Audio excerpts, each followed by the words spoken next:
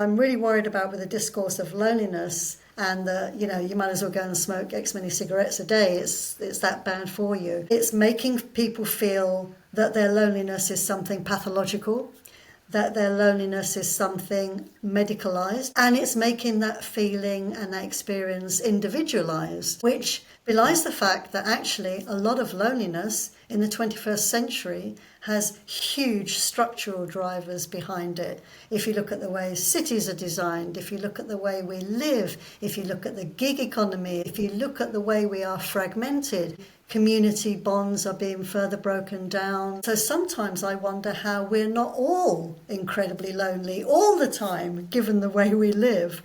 And given the discrepancy between that and what we commonly see on social media and in films, which is all these people enjoying company together. The way we talk about loneliness is super politically problematic for me, because it does individualize something that is much more part of a neoliberal kind of post-developed sensibility.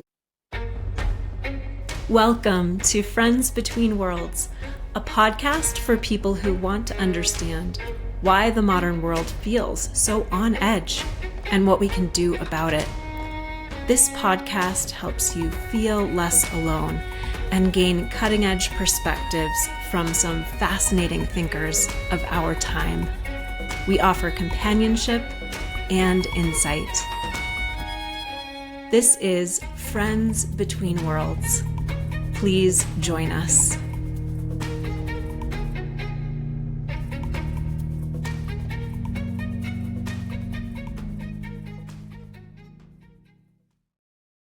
Today, I'm happy to bring you the voice of Dr. Olivia Sagan.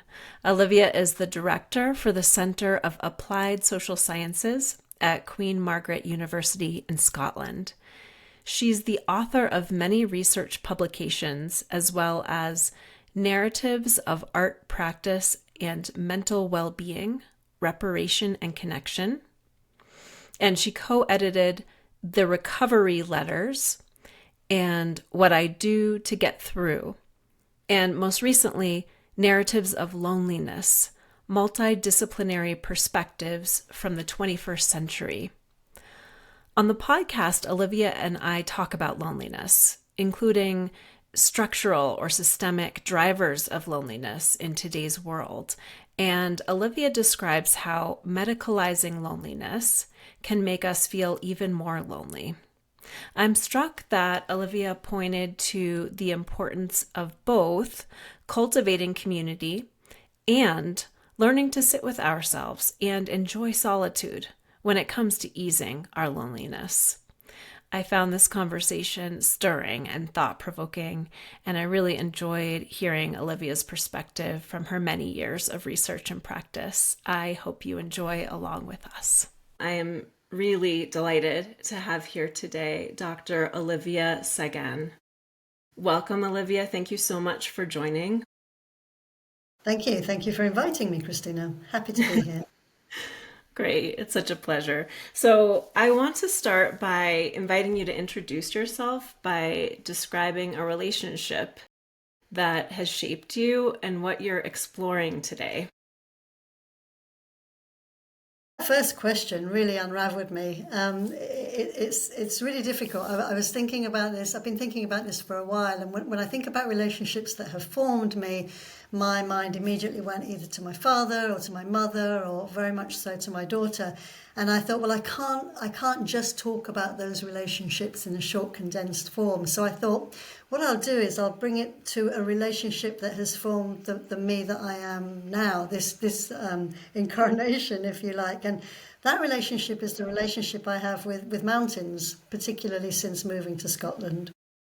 And I do a lot of walking and hiking in mountains, not only in Scotland, but Scottish mountains are a force to contend with, all over the world, really. And mountains, my relationship with mountains, any listeners familiar with Nan Shepherd and her book on the living mountain will be familiar with the kind of spiritual aspect of walking in mountains, and how If we just watch the mountain and go into the mountain rather than go up the mountain, we can learn so much about ourselves. So walking in mountains, particularly in Scottish weather, which is interesting, has really challenged me and formed me. It's taught me about resilience. It's taught me about control and planning, but also when to not control things, when to take things on the chin, when to just ease into the joy of a moment, when to really dig into the tanks of reserve energy, when to underestimate yourself, when to overestimate yourself. It's taught me so much in a very kind of mindful way. So my relationship with the mountains has really formed this part of me as I am now, coming towards the end of a career. It's taught me so much about the act of learning and learning about oneself. So I'm going to put the mountains on the table today. Wow, I love thank you for sharing that. Yeah, go ahead.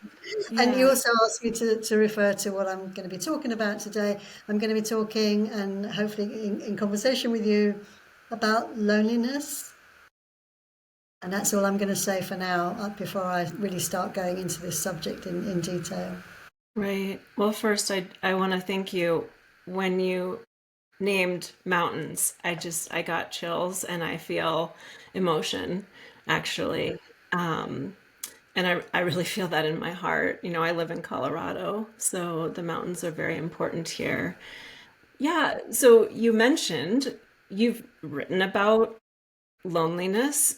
You have a very valuable perspective to share, I know, based on your experience and your expertise. Is there a connection between what you said about mountains and loneliness? There Or does it? is. Yeah, There okay. is. And that's a super interesting connection, because already we get into the different definitions of loneliness. I would say the loneliness one feels on the mountains is more a solitude or an aloneness rather than a loneliness. And those different definitions and those different apprehensions of the condition of loneliness are something that we will get into later on, but are very much alive in the research literature now. When we talk about the phenomenology of loneliness, what is it that we're actually talking about? So certainly, I've never felt lonely on a mountain, but I have felt solitude, which is a very different qualitative experience. And so there is a connection. Yeah, there most certainly is. Beautiful. Let's talk about that now, because that will help us start to talk about loneliness. How would you describe the distinction? How do we discern between solitude and loneliness, Olivia? So the simplest way of thinking about it is that one is kind of tinged with negativity, like loneliness, and we'll get into precisely why it's picked up traction with such a negative shade later on. Loneliness is really a kind of discrepancy thinking experience where what you would like doesn't match up to what you have. You would like more connections, you would like more company, you would like more friends, you would like more people, you would like more kind of human interactions. So there's a discrepancy between what you would like, what you aspire to, and what you have. So that's classic kind of discrepancy thinking in psychology. Solitude, on the other hand, is a much more positive experience. All through the literature and all through the ages, it's been kind of veined with a kind of spiritual aspect, a creative aspect. We know very well the kind of trope of the artist, going off to be alone, to discover herself and her authentic expression. So solitude is a much more kind of salubrious state. You don't see too many people suffering from solitude, but you do see people suffering from loneliness. And there are great examples throughout history. There's the wonderful Memories of a Solitary Walker by Rousseau. There's all sorts of lovely contributions in literature about solitude, but it tends to be tinged in spirituality and creativity and a quest for authenticity, a quest for self-development and a higher self. So loneliness, solitude, very, very different beasts. Yes, yes. Thank you for the distinction. And I think a lot of people listening or watching will understand that. We can kind of feel that within ourselves, that solitude can be very important. We're going to talk about loneliness today. I don't think the message is we should be with people, lots of people all the time or something like that. Yeah. So let me ask, how did you become interested in loneliness and Okay, so focusing on it? before we go on, Christina, I'm going to say that within loneliness itself, um, the field of loneliness study has progressed enough for us now to have different definitions of loneliness. So the other, I'm just going to put on the table, the other two that tend to get collapsed are loneliness and social isolation. And a lot of the research studies have collapsed those a little bit unhelpfully because, to my mind and the mind of many others, two different states. So one can be lonely but actually have quite a lot of social connections, and one can be bereft of social connections without necessarily feeling lonely. So two different things. So what we're talking about today is loneliness, and how I got into it, into this absolutely fascinating, compelling subject. And I fear I suffer from the opposite of the Dunning-Kruger effect. I suffer from this kind of, the more I know about loneliness, the less I feel I know. So I'm not coming at this as an expert, I have to say. I suppose there's a personal element. I'm an introvert. I was an introvert child. I was what would have been called socially awkward. To my mind, I was just a kid who liked to be on my own, and I kind of resent the label of being socially awkward. So I was used to spending a lot of time on my own. Never had a problem with it. Um, but as I grew up, suffered from what a lot of kids suffer from, particularly now, this kind of image that you are surrounded by people who have friendship groups and networks and gangs and teams and in groups and all of. So I kind of suffered immediately that I went to school with this discrepancy thinking. So solitary child, introvert, loved her own company, big reader, so I kind of felt I had a good in to the subject of loneliness. But what really crystallized it for me later on was the pandemic, when a lot of people were talking about feeling loneliness and feeling lonely. And that was when I really started thinking about it, because I can honestly say I have never felt lonely. So what's more fascinating to anyone, particularly a psychologist, than this entire experience that you actually don't think you've ever felt? So into loneliness that way, but actually there's a backstory to that as well, because I have been a therapeutic counsellor. I've been working in the area of mental health and mental well-being for decades now, but the number of people who came to me, clients, service users as they're sometimes called, people in distress, they would come to me with one problem, typically depression or trauma, post-traumatic stress, or any of the other, disorders and difficult human emotions. And eventually, in their story, in their narrative, they would confess, and I use that word specifically, they would confess to feeling lonely. And this was recurring. I had so many of these encounters with people in my therapeutic practice. So the interface between mental distress and loneliness, it was like, I knew there was something going on there, not two sides of the coin, but indeed a coin that shared the same metal, if you like. So I became very, very interested, and I immediately noticed there were patterns when people were speaking about loneliness. There were expressions of shame.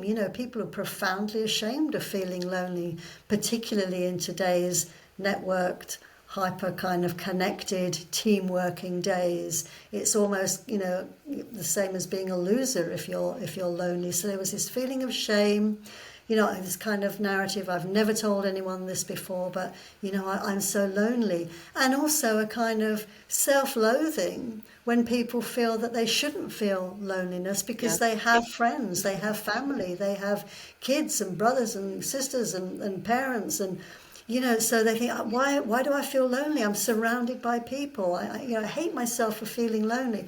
So this very kind of convoluted, difficult narrative about what is, at the end of the day, one of the most human experiences and cluster of emotions, as it has been called. It's very human, and yet people had tied themselves up in knots to talk about it. So that was my background. I came, from counselling and therapy, then got into research in mental health, and this narrative of loneliness just followed me. It followed me down the decades, and I just got more and more interested in talking to people about loneliness, thinking about it, looking at the research, contributing to the research. And and I'm still at it today, looking at loneliness. One thing that I naturally am wanting to ask is, what did you find out? What have you seen about this shame that people feel, and even self-loathing around loneliness? One of the most, I think, painful things to observe as a researcher is people kind of inhabiting a loneliness loop. That's not my term. It comes from Caccioppo, who's the two Caccioppos who are very famous loneliness researchers. So you feel lonely, you feel shame, you feel self-loathing, you kick yourself, particularly, when you see other people up and out and doing things.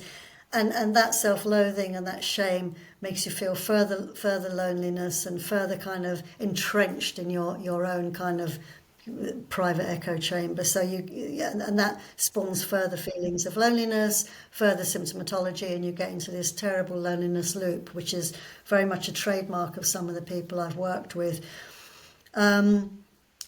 I've found that loneliness tends to get compounded, and it's a term I've used a lot in my research. So, you get somebody with perhaps a very troubled background, they may be stuck in a bit of a loneliness loop, they're not able to kind of interact easily with other people, maybe they have trust issues as in cases of trauma, and then more stuff happens, more unpleasant stuff happens, and that loneliness gets further compounded. So those feelings get further intensified, and that those feelings of shame and isolation just get further compounded. And if you think about a lifetime of bad things happening, which can be sadly the profile with so many people with long-term mental health issues, stuff just keeps happening. And if you intersect that with some of the minority stressors, or you intersect it with extreme poverty, you intersect it with people experiencing discrimination because they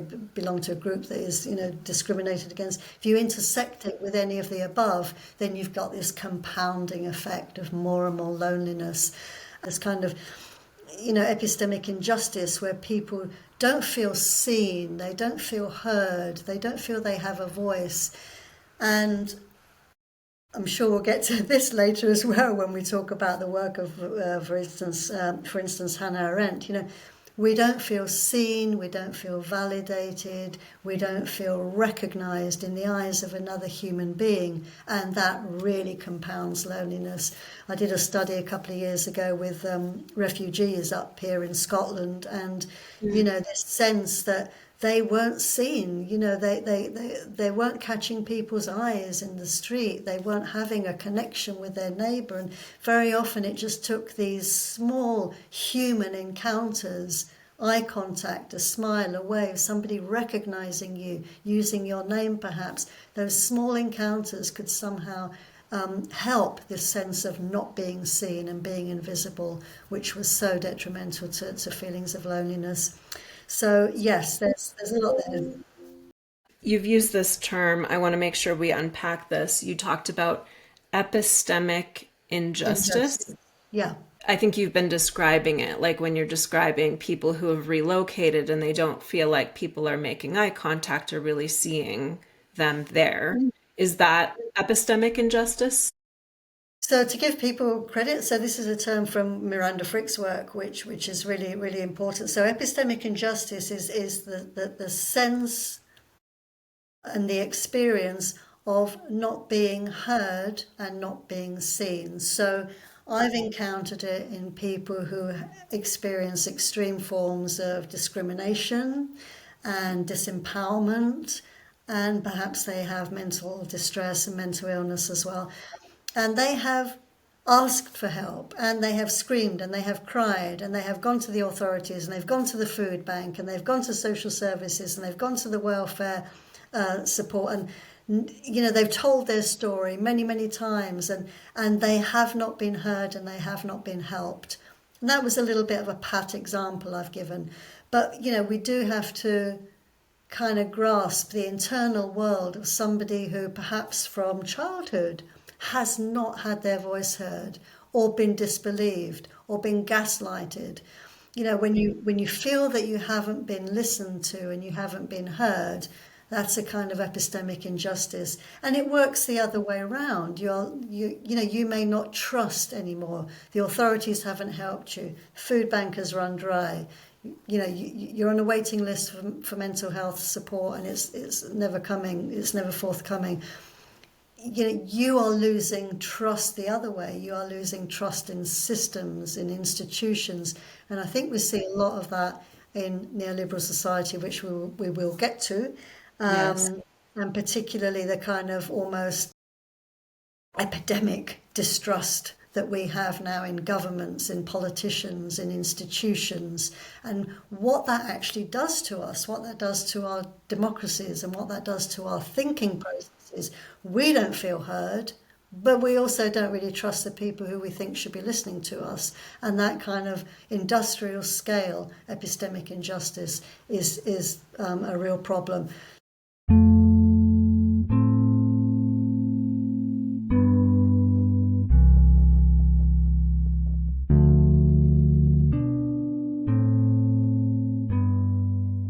One of my favorite quotes from your writing, Olivia, you said, "An increase in materialism has also been associated with loneliness. And tragically, in this logic, we buy stuff that makes us feel lonelier, so we buy more stuff. We need to be mindful then of the fact that the causes of loneliness can be political as much as social and psychological." Yeah. Pause. I mean, that does fascinate me, and it kind of fills me with a tragic despair as well. If we think about, we tend to joke about retail therapy, but if we think about one of the main go-tos for many people when they're not able to stay with their own selves and their own difficult emotions, one of the main go-tos is to go and do something and or buy something, because buying experiences is very much part of the consumption behaviour. It's great for neoliberal and, let's say, post-capitalist governments to have us feeling pretty shitey about ourselves and then going and spending money. You don't need to be a rocket scientist to work that one out. But my worry with retail therapy and filling a void of loneliness or any other void with the activities of buying and consuming and acquiring is that it is a bottomless pit. And when you've, either run out of money, which is the most likely scenario given the cost of living these days, or you have realised that thing that you bought, you don't particularly like it anymore, or that the endorphins are no longer there and you're feeling, as down as you were before, then the self-loathing kicks in even more, because then what are you going to do? You can't rush out again and buy more stuff, because unless you're a millionaire, that's a kind of, law of diminishing returns. So you are left in a lonelier place, because at some point you're going to have to wonder, I can't buy any more stuff, and the stuff that I've bought still hasn't made me feel happier or more fulfilled or less lonely. For those, of us lucky enough to be in these wealthy democratic countries, we can actually ratchet it up. Well, maybe I don't need to buy anything more, but let me have another holiday. Let me try heli skiing now. Let me try, bungee jumping and see where that goes. But it is always looking on the outside. And of course, this is great for governments that are basically run on us buying stuff and spending money. So it is political. The increasing gap between wealth and poverty in all of our post-developed countries, and the visibility of it, how unjust it appears. I speak at a moment when we're on the brink of a new budget here in the UK, where everyone's holding out for more taxes on the higher earners, but I suspect the middle and low end earners will be squeezed again. So this sense of inequality and injustice, I think, is incredibly pervasive. All of which I suppose is a good time to mention Hannah Arendt, who, as a political philosopher, although she wouldn't have called herself such, she she nailed this. She was very vocal about governments using organized loneliness to keep people away from organized collective action. Because when people are feeling lonely and isolated and feeling a loss of agency and disempowered, and they are less likely to unite and form any kind of meaningful resistance, which is interesting. And a lot of people in the past, I guess 5 to 10 years in particular, have really picked up on Hannah Arendt's thinking. And I'll mention Sarah Drew Lucas, who wrote a wonderful paper about ontological loneliness and the lack of agency. And her work is definitely worth looking at, because she revisits Hannah Arendt's work and talks about how, if you look at our post-democratic, post-developed nations and neoliberal societies, what you've got is a lot of people who feel an ontological loneliness and they have no agency. We don't feel in the driving seat of our lives. We don't feel in the driving seat of our destiny. And I was listening to another interesting person whose name escapes me now, I'm afraid, but they were talking about, how a lot of this disempowerment comes from the recent 1 or 2 generations being the first 1 or 2 generations in a long time, possibly since, before industrial society, to be less socially mobile than their parents, less likely to be able to afford education, afford their own house. Here in the UK, health benefits, they're less likely to enjoy the health benefits and health service that their parents had. They're less likely to have decent jobs forever. If you're looking at the generations of people who no longer have those strongholds, and they can work an 18-hour day in the gig economy and still have no hope of owning a house and sending their kids to decent schools. So that kind of huge tectonic shift in the way we think about progression as being, in one way, if I work hard and feed my kids are going to get a better education, they're going to get a better house, they're going to be more secure. That kind of security that's a rug that's been pulled out from under our feet, leading to this kind of, again, this lack of trust, lack of belief, epistemic injustice, and also this ontological loneliness, because you do not feel an agent. You do not feel that there's anything you can do to change these big drivers of post-developed neoliberal societies.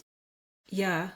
Thank you for naming that, Olivia. Yeah. And, in what spurred my writing and what I'm really leaning into was recognizing I was born in 1980. So I was born, when on one side of the ocean we had Ronald Reagan coming into power, on the other side of the ocean in the UK we had Margaret Thatcher.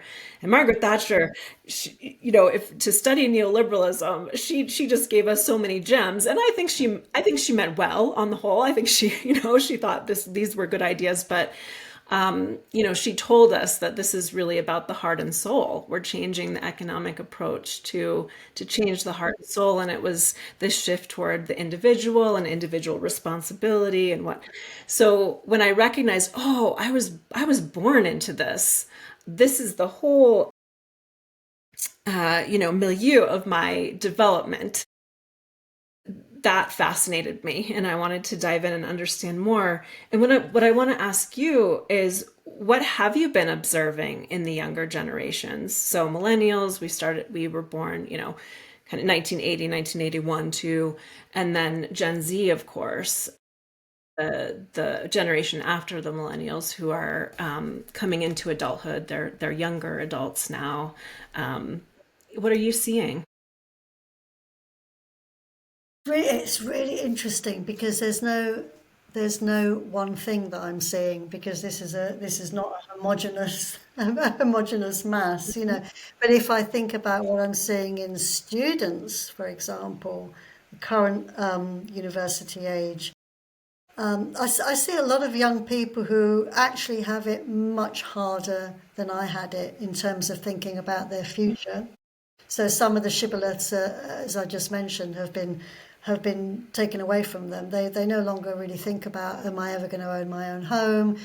Here in the UK in particular, the notion that having a university degree is a kind of passport to a better life, that's also been eroded, because you come out with a sack full of debt, and the employment situation in the UK is such that actually your chances of getting a better job than someone without a degree, comparatively are eroding as we speak. So a much, much more kind of insecure, wait and see kind of attitude.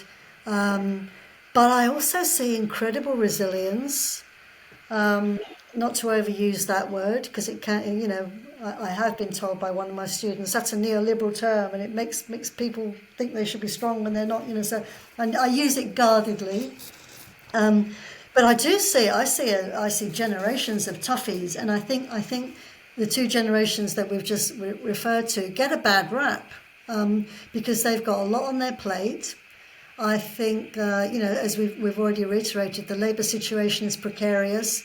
We're seeing more and more kind of consolidated corporate power. We're seeing the rise of the inheritocracy, which is another great book on the market recently, talking about how inherited wealth is what young people are contending with at the moment. And if you haven't got inherited wealth, then you are basically screwed, because there's no way of getting back up to the point that someone with inherited wealth is at. So I think they contend with a lot of difficulties, apart from the onslaught of social media and now worries, challenges, but also the rewards of AI. So, impossible to have a conversation without AI coming into it these days. Yeah. But it's causing a lot of kind of existential insecurity. I do get students saying, what's the point? I love that. What is the point if I can just get it off AI, if I can just ask it a question? And that the intersection with loneliness there, just getting back to our main topic, is we've got AI therapists now. So we do see people asking AI bots for, they're forming relationships with AI bots. Yes. Yeah. Which is these kind of parasocial relationships, which are quite addictive. People will rush home after work to talk to their bot rather than going down the pub here in the UK and having a pint. So that's a phenomenon that's going to intersect with the way we apprehend loneliness. Coming back to your question, because there I was digressing again. What am I observing in young people? Resilience, but also insecurity, lack of trust in the old institutions. And I don't think that's necessarily a bad thing, but also great inequality.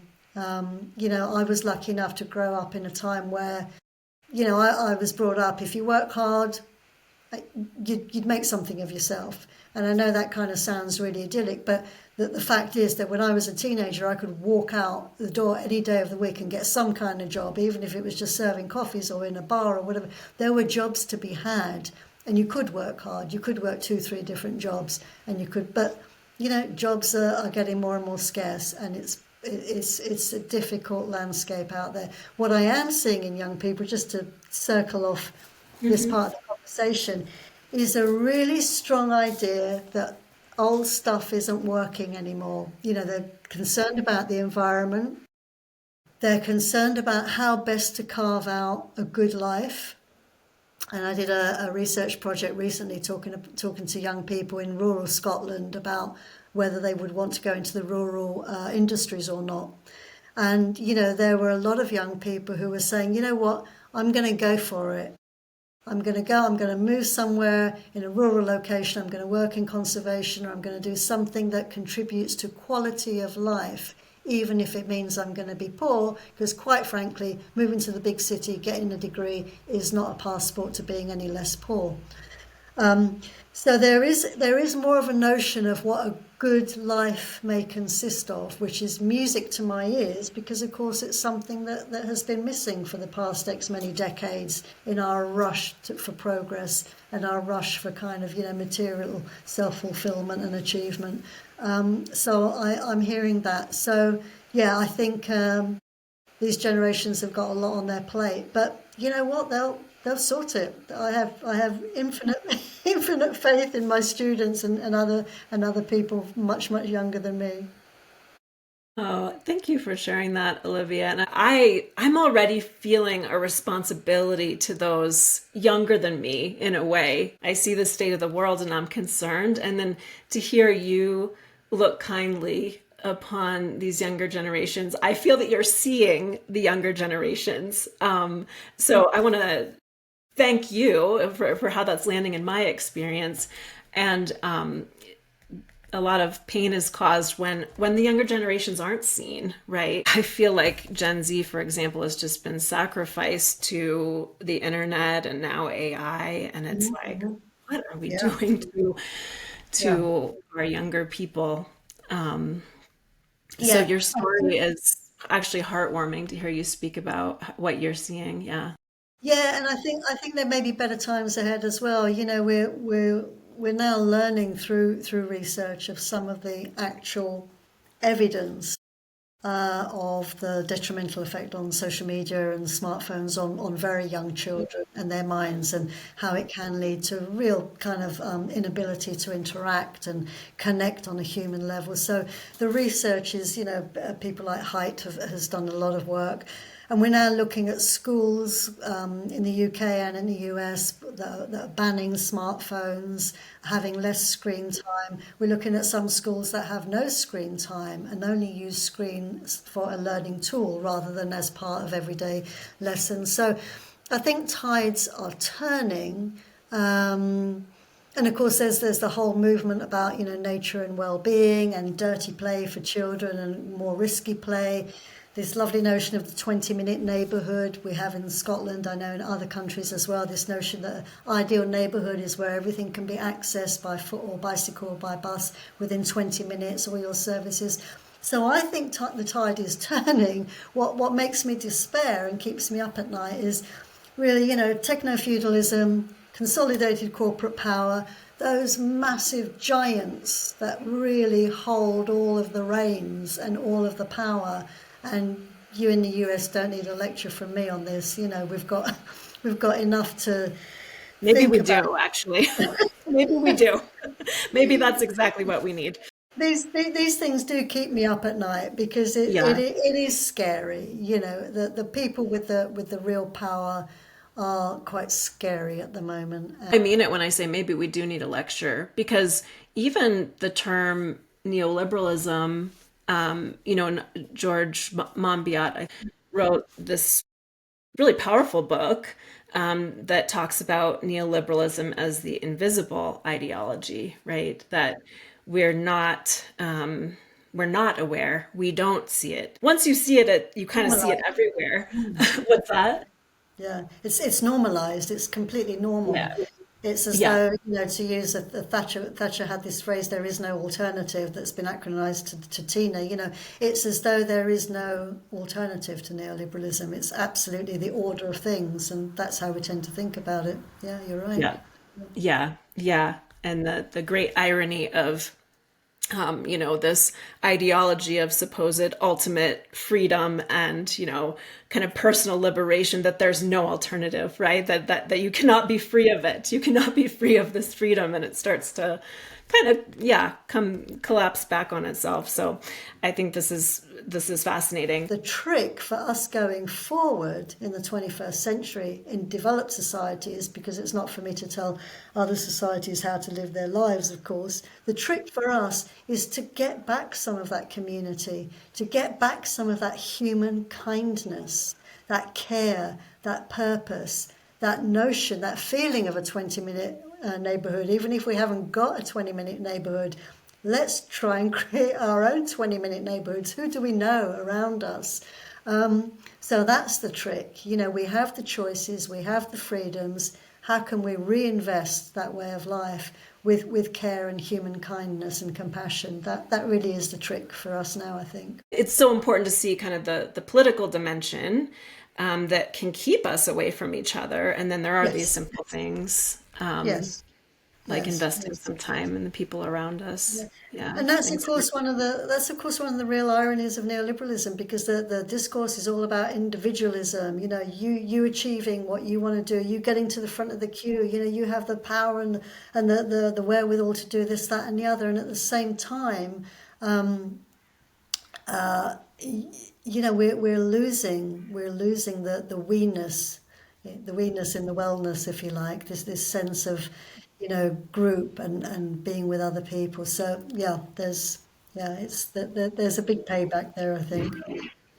Absolutely.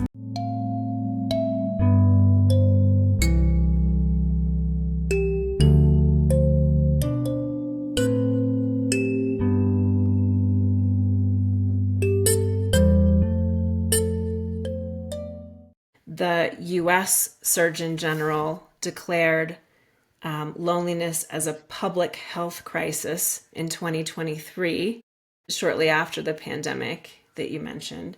So there's this really widespread sense of loneliness.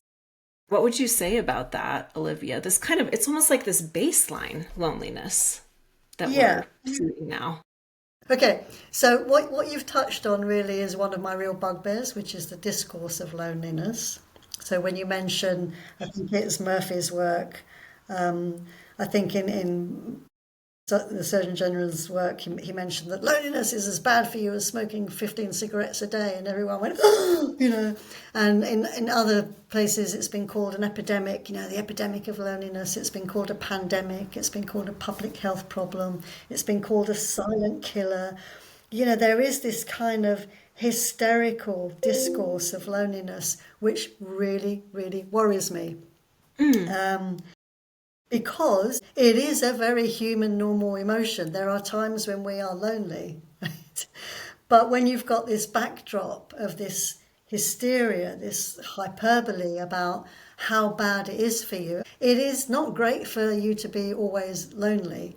However, I think that the hysterical discourse has done a few difficult things. So there is the influence of social contagion, which again, you know, psychologists are very happy to talk about, you know, so you feel something, you get on social media to talk about how you feel, and before you know it, you've got 6 friends who all feel this, and they spread it to another 6 friends who all feel this. Anyone working in a university will be very familiar with this, with students when they get stressed out around exam time, you know, and all of a sudden it's this kind of anxiety in the air.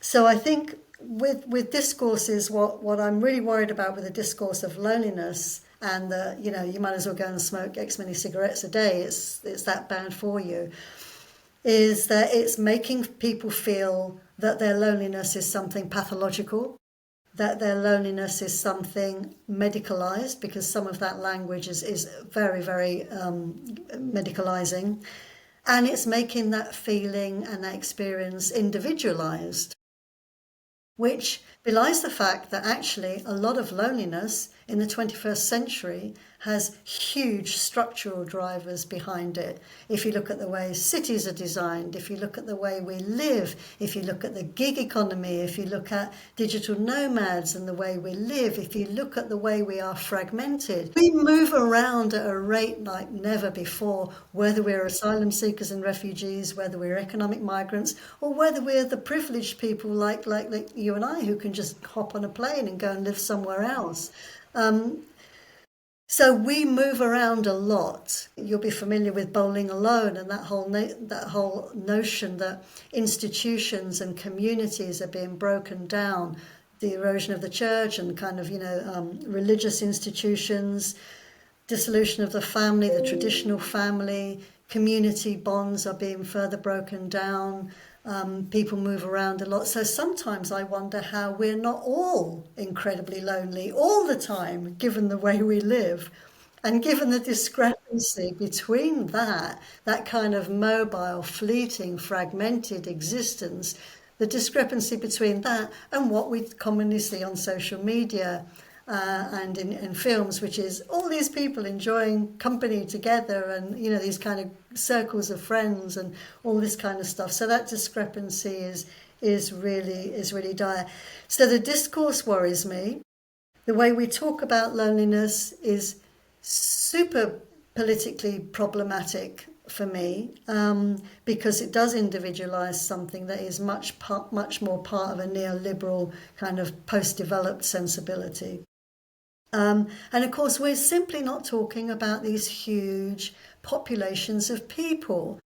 You'll be familiar with the concept of weird psychology. The white, industrialized, educated, rich, democratic weird psychology. Most of the studies that we carry out on loneliness have been done on weird populations by weird adherents and people, within the weird psychology milieu. So, when I was in Peru last year and talking with indigenous people in the Andes, they didn't come across as existentially lonely to me. They didn't. So on the one hand, this discourse is hysterical and would have us believe that the whole world is lonely to pathological kind of medical levels. On the other hand, really the populations that are subject to our research are quite small. That's not to say we're not exporting some of our loneliness, that through some of our kind of mental health interventions and our psychosocial interventions worldwide. So, so the discourse of loneliness, really problematic, and that further contributes, I believe, to a loneliness loop. Because if you're feeling a bit lonely, then all of a sudden you read that it's bad for your physical health, that it can lead to, a higher mortality rate, that it's correlated with high rates of suicide, that it's correlated with all sorts of mental illnesses.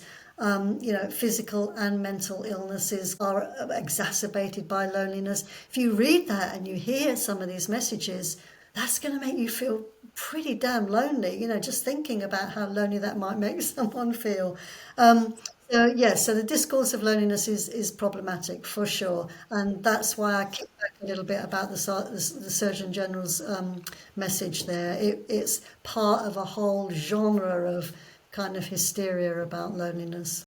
Yeah, so one thing that it seems important to name, that you're naming, Olivia, is that our hysteria about our loneliness can also contribute to the loneliness loop. It's like it can feed right back in and almost reinforce the negative effects we might be feeling. So I want to ask you how we might change the discourse. Really, what I hear you saying is that the discourse about loneliness is actually not helping us intervene. It's almost contributing to this loneliness loop. How could the discourse shift? How can we talk about it? Well, one thing that I've pointed out in a couple of papers is that, there is research, particularly that came out during the pandemic, of people using their loneliness to beneficial ends. So there was any number of testimony during the COVID lockdowns of people saying, I felt lonely, it was awful, but you know what? I started painting again for the first time in years. I felt lonely, I was in a bubble, didn't have many people to talk to, but my goodness, when I walked in nature, I found a real love of the forest. I started embroidering, I started knitting, I fixed the shed and found out I could be a carpenter. Do you know what? I found out that I can actually quite like myself. And these testimonies are there, they were there, but I think myself as a researcher, I've also, along with everyone else, been swept along in this wave of kind of thinking negatively about loneliness because it is a problem. I'm not negating loneliness, but shifting the discourse is difficult because then you have to ask, well, what's in it for people? What's in it for researchers to shift the dial a little bit and start reporting on some of those upbeat stories? Useful. But at the end of the day, funding, and I don't want to go too far down the rabbit hole of who gets funded for what in research, but funding in health and mental health is very much driven by let's find out what works to fix something that's wrong. So if we start saying, actually, there's nothing wrong with loneliness, it's great, you just learn to knit and learn to love yourself, that you're not going to get funded for that sort of research. And I don't want to sound too cynical and too jaded, but it's quite difficult to make a case for finding out how many people have used loneliness in creative ways. So that's always going to be kind of niche research. I think being part of the alternative voices against negative psychology generally is quite useful. So being the person who foregrounds things like, wow, look how many people are being helped by being in nature. Look how many people are being helped by using arts as part of their management of their mental illness. So I've written a lot about using arts and art making, constantly pushing back against the discourse that says people are lonely, people are isolated, because actually we need to refreshen the way we look at the world. If I go into my local town, I see lots of people just going about their business with friends or not, smiling, saying hello, walking their dog, buying their stuff. I don't see these terrible, terrible kind of instances of extreme loneliness. So I think researchers, we just need to keep our eyes fresh. We need to keep our assumptions at bay, and we need to invite people into the conversation. Okay, so you're lonely. What have you tried? Okay, so you're lonely. How does it feel when you sit in a room on your own? As Blaise Pascal said in the 1600s, all of our problems stem from not being able to sit in a room on our own. Let's try that. Let's try sitting in a room on our own, see what comes up. Because somehow we need to find a way to love ourselves. And I don't want to sound too hippy-dippy about it, but, learning to stay with our own emotions and learning to stay with ourselves, warts and all, is the best thing you're going to be able to do to fight back against any feelings of loneliness.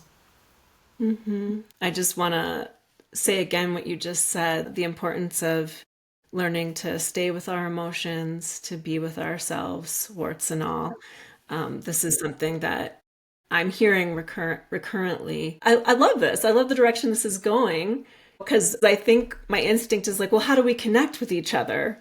And you're talking more about how do we see the gifts of loneliness, potentially actually go into it and experience it and learn how to be with ourselves.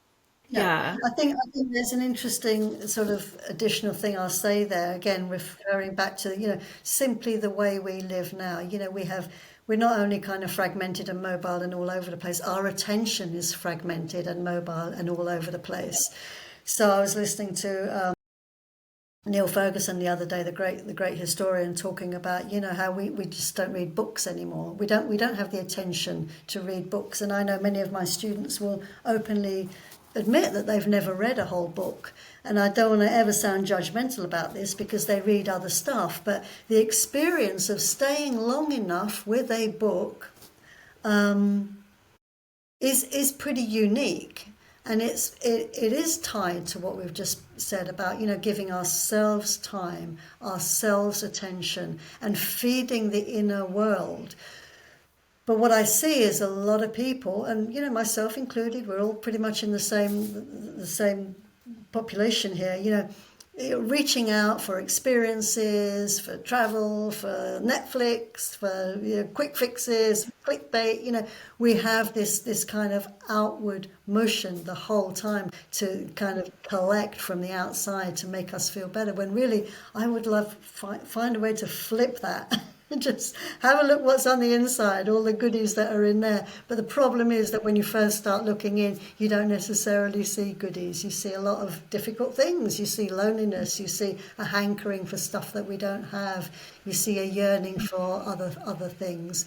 So, I think there's a lot to be said for sitting with the emotion and extending our attention somehow, and it's difficult. I'm not going to stray into the whole kind of self-help industry, because that's not the circle that I run in, but just being able to kind of appreciate yourself. There's a lot of interesting research done on the interface between feeling gratitude and softening loneliness edges as well. So there's a lot there kind of that we could unpack. Yeah. Thanks, Olivia. Let me ask some of the closing questions to make sure we get to them. What is one practical thing you do day to day that you see making a difference in our modern predicament? I'm going to make a big shout out for meditation here. So I meditate. I've meditated for years. I don't need to go into what kind of meditation. I don't think it matters two hoots what kind of meditation you do or one does. I think that the ability to sit still with yourself that you and I have spoken about earlier on in this conversation is a form of meditation. It can be walking in nature. It can be staring into your dog's eyes. It can be looking at the steam from the horse's nostrils on an autumn day. Don't care what it is, but take some time out to be with yourself. And if you can develop a meditation practice, and I think it pays enormous dividends, I think the ability to stay with yourself and learn self-compassion is really something we should all be trying to do. Yeah. Yes. How do you see that touching loneliness? I see it as absolutely integral. So one of the most recent piece of research I'm involved in is looking at how one particular intervention raised people's ability to feel self-compassion. And this was a group of people with long-term trauma. Won't go into the research because it's not published yet, but there was a shift in these people's ability to feel self-compassion. They were filled with self-loathing, never stayed with their own feelings, were always in fight or flight mode. And this intervention over time helped them stay with themselves enough to begin to see a smidgen of self-love and self-compassion. As soon as they felt that, there was a softening towards themselves, like a slowing down of feelings and a slowing down of experience. And somehow that enabled them to connect with other people, in the words of one of the participants, in a way that just felt more real. Now, that sounds like magic to me. That all sounds like wonderful magic. But if we look at the kind of huge backlog of research and everything we know about how people heal and post-traumatic growth, there is a real role there for staying with ourselves, learning self-compassion, and then being able to meet another because you're not so self-loathing of yourself. And there's quite a few psychoanalytic writers who have written about this as well. So I'm not putting out anything new here, I'm afraid. But yes, I think there's a real thread there from meditation, time to slow down, to look at yourself, self-compassion, and being able to connect with others in a more real way. Thank you for naming that and describing that, because it can look paradoxical. It's like, how can sitting with myself, potentially sitting alone, help me connect? And you've just threaded that needle for us so beautifully. And what is interesting is that in the neoliberal paradigm, it takes meditation and turns it into a productivity tool, right? It's about churning out more work and Yeah. I mean, what we haven't got into in this conversation, Christina, is the whole loneliness industry. There is an entire industry out there to help us offset our loneliness, from, bots to, various interventions, to clubs that we can join that you can pay a subscription. So yes, you're right. And the whole thing about meditation and mindfulness as well has been absolutely hijacked by the wellness industry and by the employment domain. So I feel that's a conversation for another day, because that's a whole conversation of its own. The loneliness industrial complex, I think, is what you are pointing to. And I'll just name, a big inspiration in my book, actually, who got the wheels turning, was Ron Purser. He wrote McMindfulness. So I hope to speak to him someday, because he just saw this and named it and nailed it many years ago. Absolutely. And that's a great person to have on your show. And I think the McMindfulness phenomenon is a fascinating one, because now some of the research is coming out regarding how mindfulness can actually be detrimental to certain people, particularly kids in schools of a certain personality type.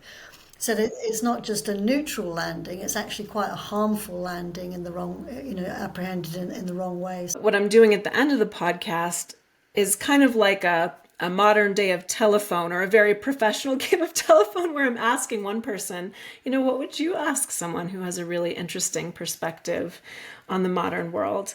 So this came from Dr. Ayu Saraswati. She asked, it's a big question, what has been your life's biggest fear and how have you overcome it?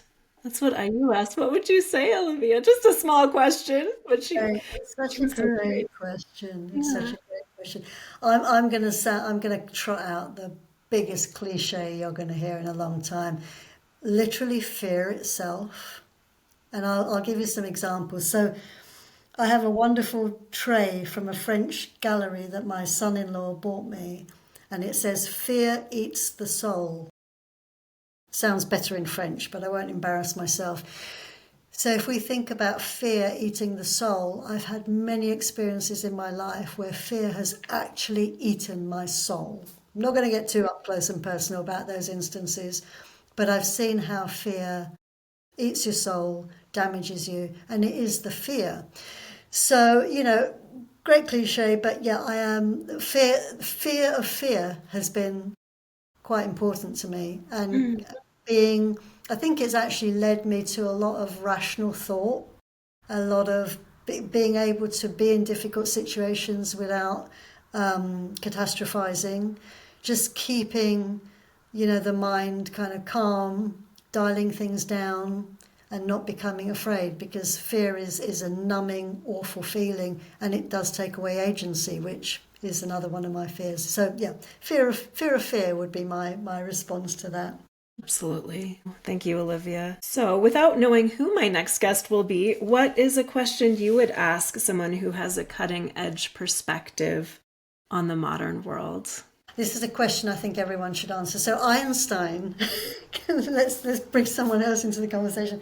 Einstein suggested that the choice between viewing the universe as friendly or unfriendly is the most important decision a person can make. I've thought about this question for decades.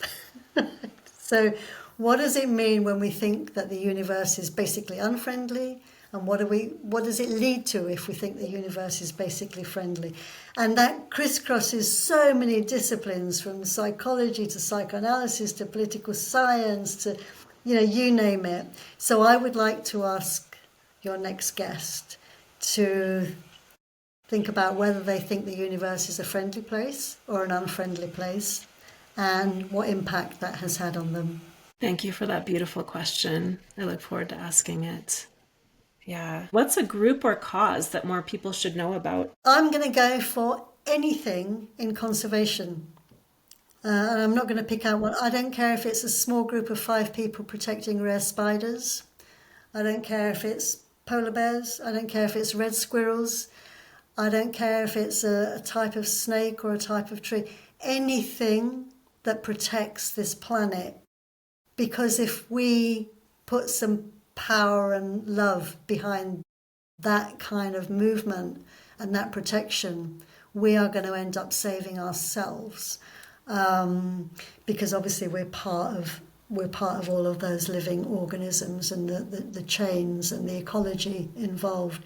So I'm going to go for anything in conservation, and I literally don't think it matters. What matters is that we all understand that we have to save this planet one way or the other. Is there a thread you would draw from loneliness that we've talked about through to conservation? I think there is, because perhaps you living near mountains will also be familiar with the number of people who just walk and hike on their own and enjoy nature and get a really deep appreciation. I think there's a big difference between enjoying nature and hiking and wanting to get to the summit and plant a flag and all of that. Big difference between that and, again, this Nan Shepherd approach, where you really go into nature and you stay with it and you observe it and you respect it and you take your time to think about where you are in relationship to it.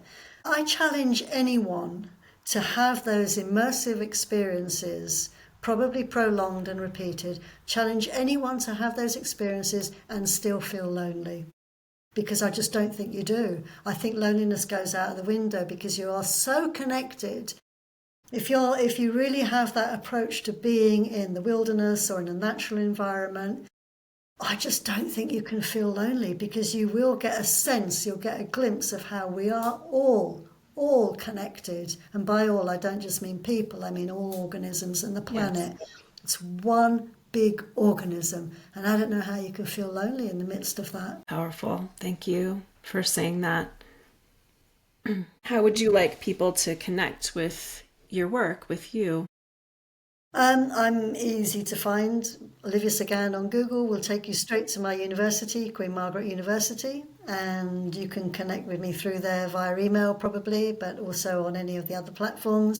And I'd love to hear from people. And I love being challenged, and I love provocations, and I love it when I get someone who says, you know, when you said blah, blah, blah, I disagree, because what about blah, blah, blah? And I think, you're right. You're right, you've got a point. I love those moments. So I'm very happy to be disagreed with and challenged and provoked as well. Wonderful. Yes, we need that in the world, don't we? I mean, I think that is part of the friendship that's needed now, are these conversations where we illuminate things for each other and provoke each other and discover together. Yeah, thanks, Olivia. Oh, wonderful. Thank you so much. I hope this is not the last conversation, because I had many more questions I could ask. We kind of drew ourselves back from some really interesting topics just in the interest of time for this first conversation. But I just want to express my appreciation and really enjoyment in hearing your perspective and what you brought today. Thank you. Enjoyed it too. And the irony of being a loneliness researcher is that it brings you into contact with so many people. It's a wonderful paradox. It really is. Thank you for listening, friends. Please subscribe and like the podcast, and please engage with the community so we can make this a conversation. Our theme music is Building Without Materials by Aaron Vorio Jackson from his album Sandbox.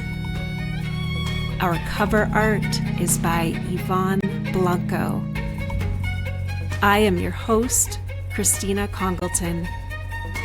Let's stay curious, let's stay discerning, and let's stay as friendly as we can. Take care, everyone.